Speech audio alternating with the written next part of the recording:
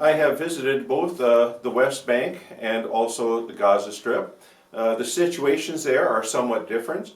The West Bank is a military occupation, and the Gaza Strip is a military blockade in which all communication with the outside world is strictly controlled by the Israeli military. In both situations, however, it is oppressive. In the West Bank, children bear the brunt of a larger set of oppression. There are issues of land and water and access, and also education.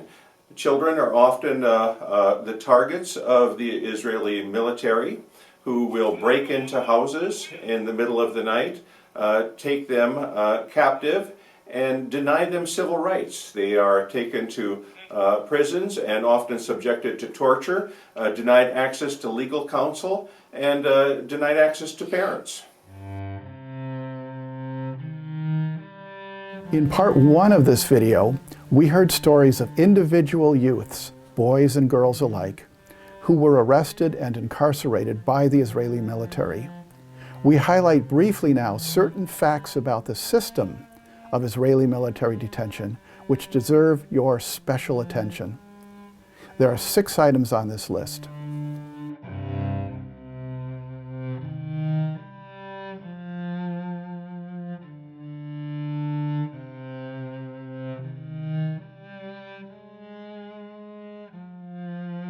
Since 1967, Israel has operated 2 separate legal systems in the West Bank based on ethnicity and religion. Israeli Jewish settlers who, in violation of international law, reside in the West Bank enjoy full rights and protections provided by the Israeli civilian legal system. In contrast, Palestinians in the West Bank, Christian Palestinians and Muslim Palestinians alike, are subject to Israeli military law, which fails to ensure basic and fundamental rights. In fact, it denies such rights. There are over 2,500 military laws that apply only to Palestinians and not to Israeli settlers. Palestinian children in the West Bank suffer abuses and constraints of a military detention system which no Israeli child living in the West Bank ever experiences.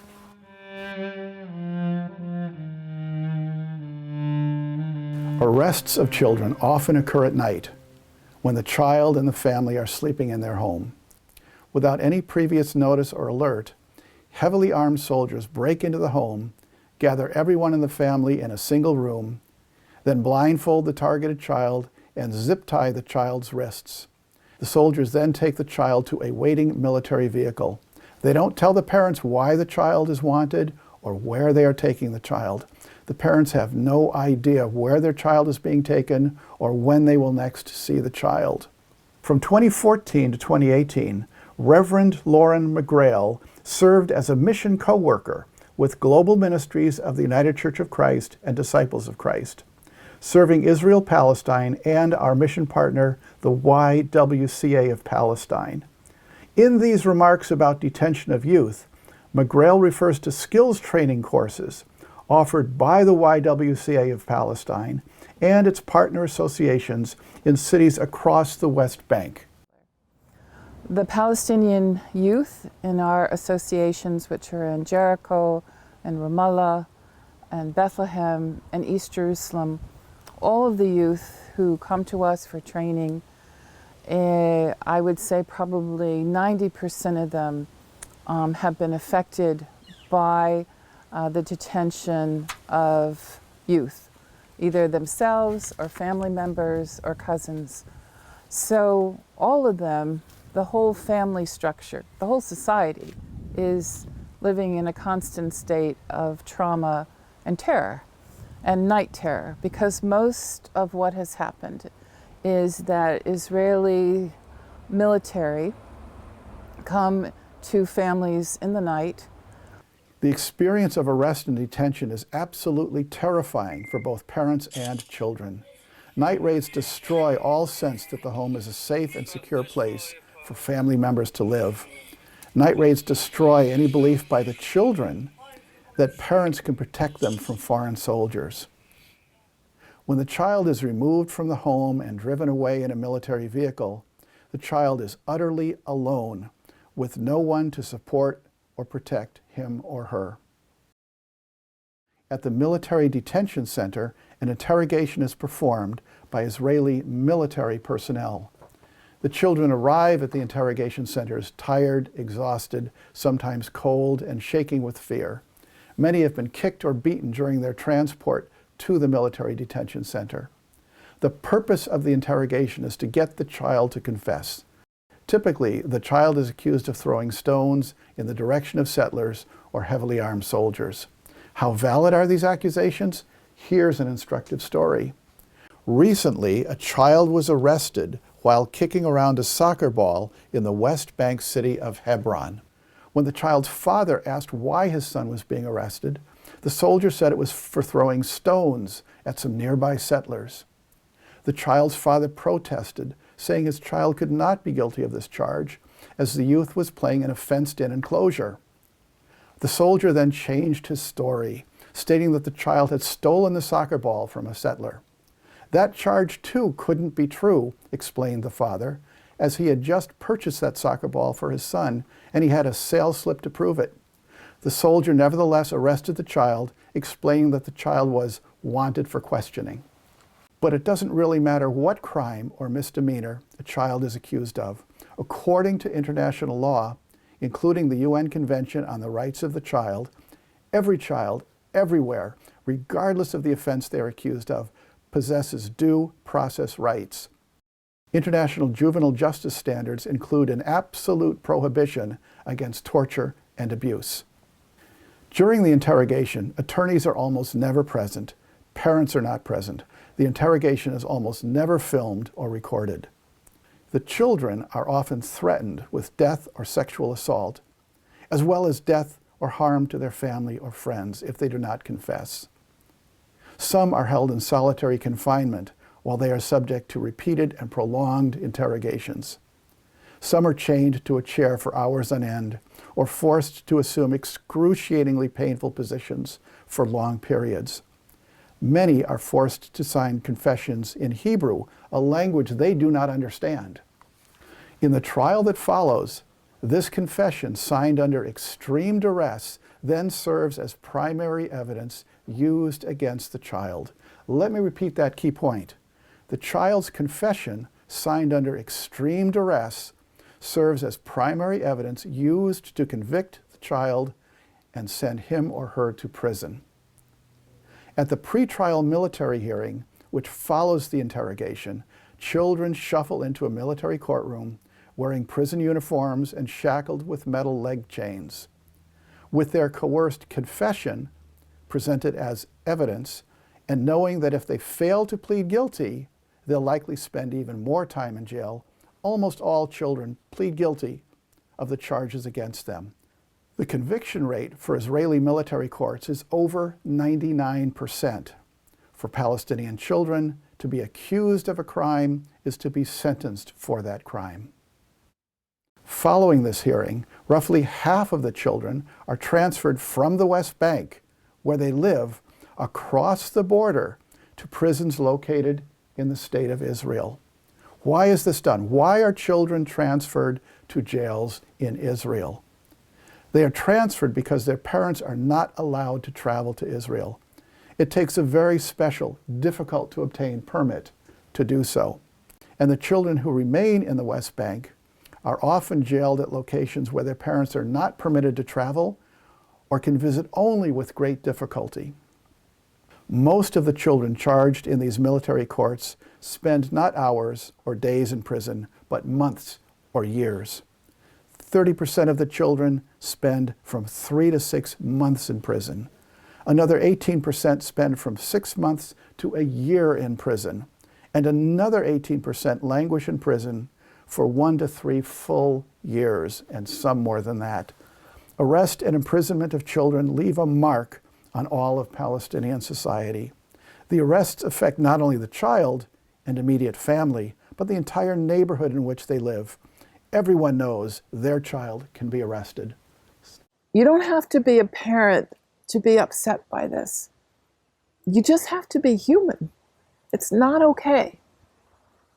And I suppose it's particularly not okay to incarcerate children, take them from their homes, and also put them in cages. I know it's a horrible thing right now. The US is responding to immigrant children being put in cages, and it is horrific. That is exactly what happens in Palestine all the time. Each year, numerous reports are published concerning the impact of the children's incarceration. Among the reports is this landmark study by UNICEF. The findings? 91% of the detained children were painfully hand-tied. 82% of the children experienced physical violence during their detention. 71% of the children were strip-searched. And 13% of the children were held in solitary confinement. The report states ill treatment of Palestinian children in the Israeli military detention system appears to be widespread, systematic, and institutionalized. Another in-depth study was completed in 2016 by Defense for Children International Palestine. This report, based on testimonies of over 400 detained children, arrived at strikingly similar conclusions as the UNICEF report. And in March of 2018, B'Tselem, the Israeli Information Center for Human Rights in the Occupied Territories, issued another detailed report. This too concludes, quote, "The facts and figures all demonstrate that minors' rights are still being regularly and systematically violated," unquote. Despite a stream of pronouncements by the Israeli government that these abusive practices have ended, they have not. It is well established in international law that an occupying power, Israel is one of these, has the duty to protect the rights and property of every person living in the land it occupies. As an occupying power, Israel is duty-bound to uphold human rights laws governing the treatment of children. Among the international laws governing treatment of children are the Fourth Geneva Convention and the UN Convention on the Rights of the Child. A child under international law is any person up to and including 17 years of age. Likewise, these United Nations General Assembly resolutions pertain.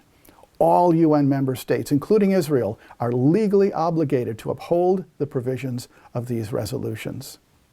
Here are just some of the rights of the child embedded in these laws. Israel has a duty to uphold the following rights: incarceration to be used as a last resort, not a first resort, and for the shortest possible time. No forcibly coerced confessions. Parents present for all interrogations. Trial in a civil court, not a military court. Presumed innocent until proven guilty. Trial without undue delay. The right to remain in one's own country. Frequent visits by family. Yet what we see is Israel's systematic, intentional disregard for international law. There is something utterly inhumane that we are asking the people of Palestine and the occupied territories to endure.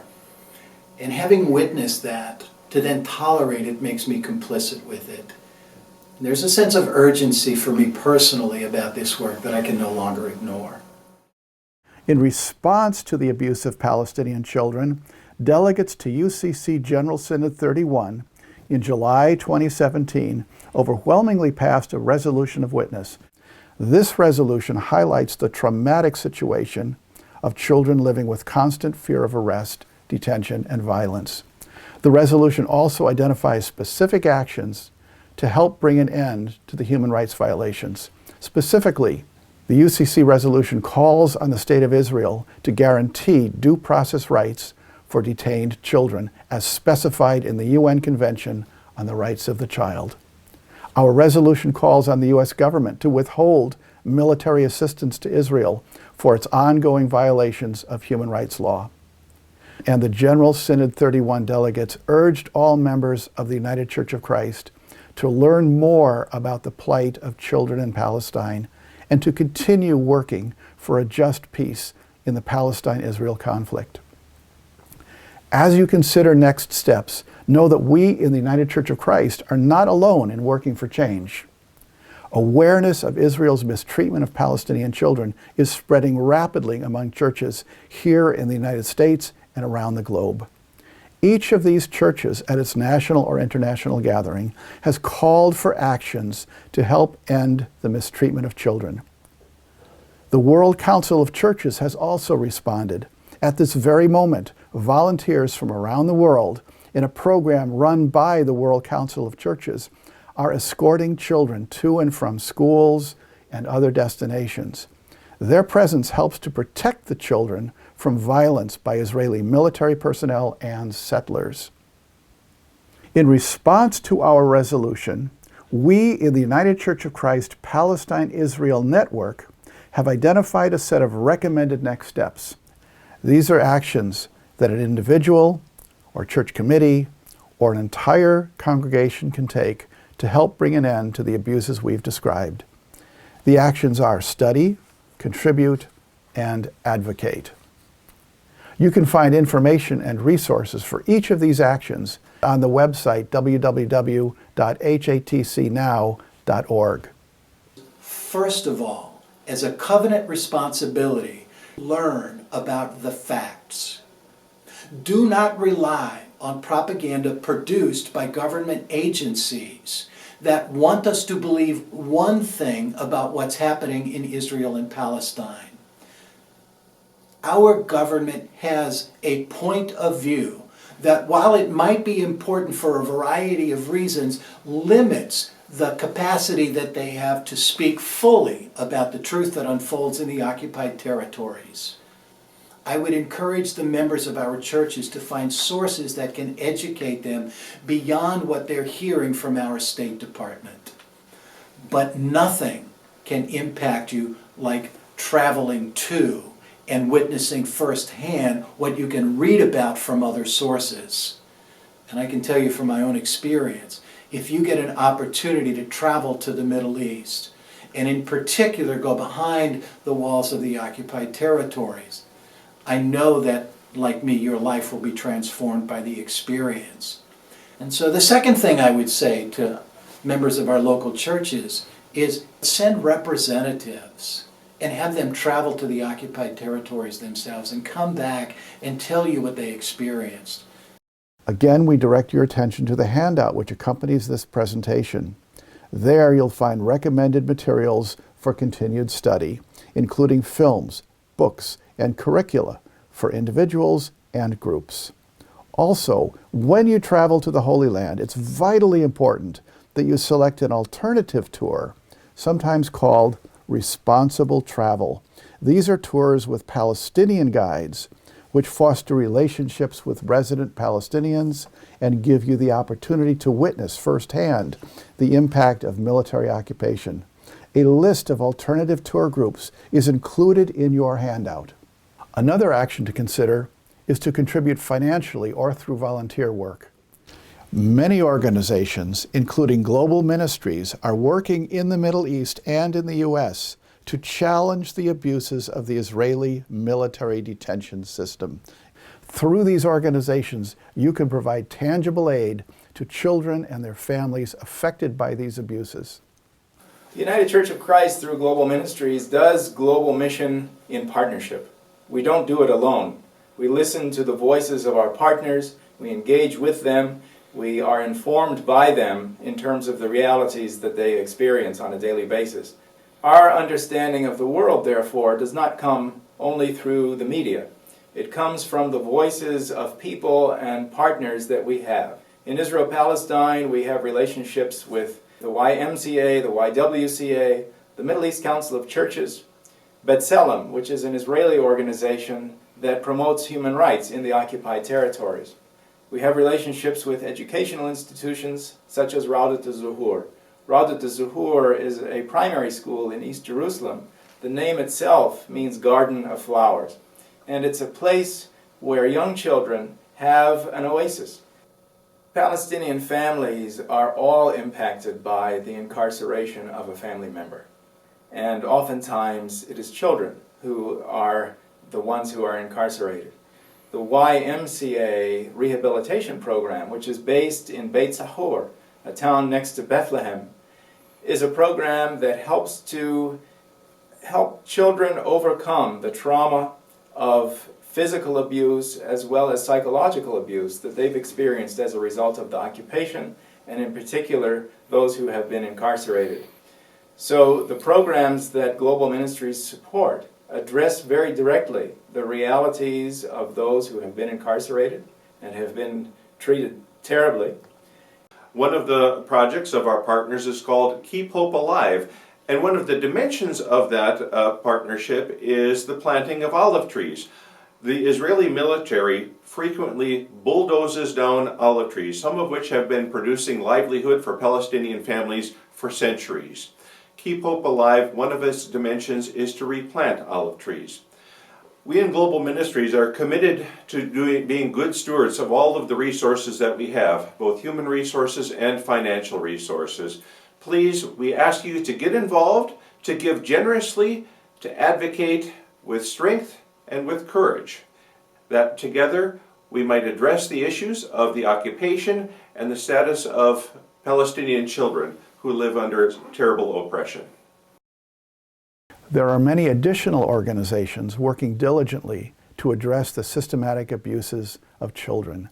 These include law offices providing legal aid to the children, organizations like B'Tselem, which systematically research and document the abuses, medical teams providing medical care, psychological counseling, and therapy for children profoundly harmed by their detention experience, organizations focusing on education and on advocacy, and groups that provide safe places for the children of Palestine to live and grow, to be children.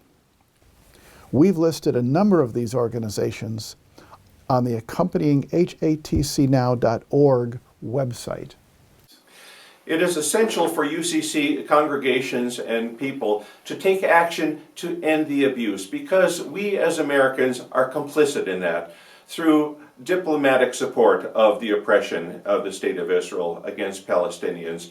Israel is the largest recipient of U.S. military aid by far, at $3.8 billion a year. Those dollars are used in many cases to violate human rights, including the human rights of children who are subjected to the military occupation, who suffer from the violence, who see their parents suffer. We are complicit. We are responsible. We need to take action in a couple of different ways. We need to support our Palestinian brothers and sisters through acts of mercy, as in helping them to attain educations and health care and proper nutrition, but then also, and most especially, to engage in advocacy for justice, to end the occupation, to free the Palestinians who are living in oppression. Our advocacy can take both personal and public forms. When we speak with friends and colleagues about this issue, we inspire them to learn more and speak out. When we write letters to the editor, we're naming an evil that many readers have never even heard about. When we show films or sponsor speakers to address this situation, we are multiplying awareness of the need to effect change. When we write letters to our congressional representatives or visit their offices, we're sending a strong message. When we speak up in town halls, we're letting elected officials and everyone else present know this is an issue we care about. There are currently several measures before the U.S. Congress and Senate that will directly affect Palestinian children. One of these is House Bill 2407, the Promoting Human Rights for Palestinian Children Living Under Israeli Military Occupation Act. Sponsored by Representative Betty McCollum of Minnesota, this bill prohibits U.S. tax dollars from funding the military detention of children by Israel or any other country. Advocates for this bill include the No Way to Treat a Child campaign, Global Ministries of the UCC and Christian Church, Disciples of Christ, Jewish Voice for Peace, Friends of Sabeel North America, and many other organizations. More information about advocacy, including links to organizations supporting Representative McCollum's bill, are provided on the hatcnow.org website. Well, I think the response of the United Church of Christ, the response of this whole nation, must be the response that we have anytime we see oppression anywhere. We are called to prayer because we are people of faith. We are called to advocacy, which includes withholding our financial support, withholding our investments, withholding our affirmation of policies that oppress God's people. And I can just leave it there, God's people. Then we're called into action, meaning that we must do whatever we can to support those ministries and organizations that are on the ground, that are serving Palestinian children and Palestinian families, because you cannot care for a child unless you care for the family. And I think you're right, and I think the church is right to focus on kids. I think nobody could possibly think it's okay to do what Israel's doing to kids, right? I mean, you haven't run across anyone who thinks it's okay. But I think the challenge must be how not to leave people in a puddle of tears, to act, right? I mean, I hope your video does that.